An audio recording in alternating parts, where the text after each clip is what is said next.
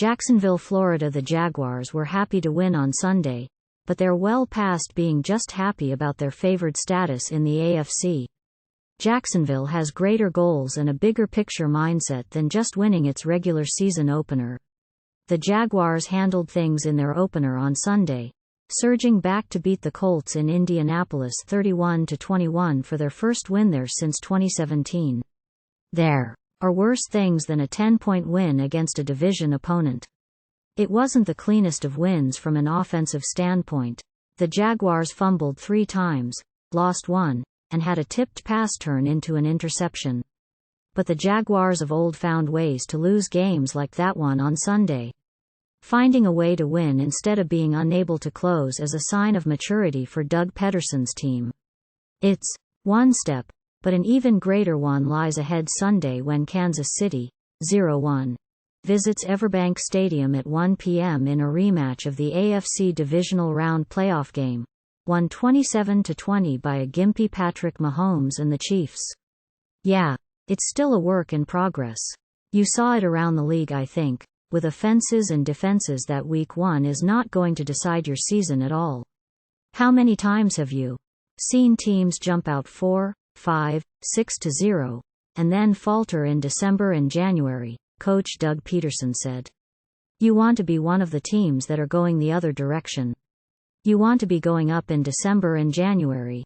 It was good to get the win, but overall, we've got some corrections to make. We've got to get better. Communication has got to get better, and we'll work on those this week. You don't have to look back too far to see how much the offense has progressed, and how much the expectations have ballooned in Jacksonville.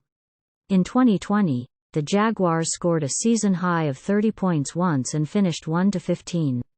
In Trevor Lawrence's rookie season in 2021, the Jaguars scored a season high 26 points in the final game of the year.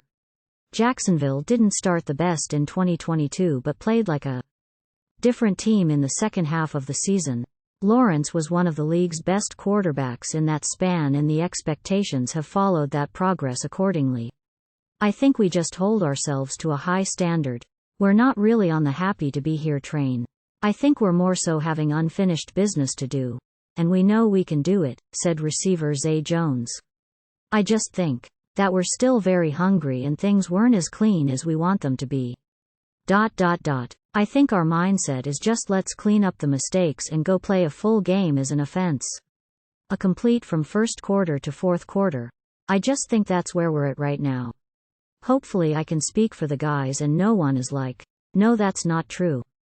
Beating the Colts and a rookie quarterback and rookie head coach is one thing, but doing it against a legitimate Super Bowl contender is another. That's why the Chiefs coming to town in Week 2 is a massive barometer for Pederson and the Jaguars. It's a similar game as a 2018 clash with the Patriots, who beat the Jaguars 24-20 in the 2017 AFC Championship game.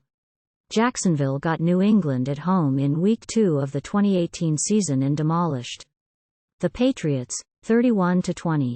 But instead of building off that win, Jacksonville imploded and went on to finish 5-11. That season set in motion a roster teardown and overhaul. Jacksonville didn't play particularly well in 2 games against Kansas City last year. And don't think players have forgotten about those meetings last season. Personally, it's a little personal for me because the last 2 times we played them last year, I wasn't at my best. For me, it's personal, but at the end of the day, I got a job to do and for me to be where I need to be, said linebacker Josh Allen.